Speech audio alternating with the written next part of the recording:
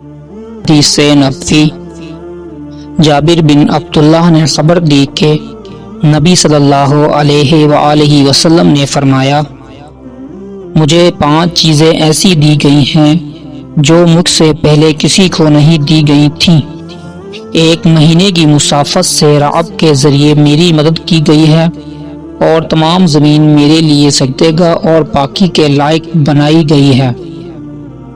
بس میری امت کا جو انسان نماز کے وقت کو جہاں بھی پائے اسے وہاں ہی نماز ادا کر لینی چاہیے،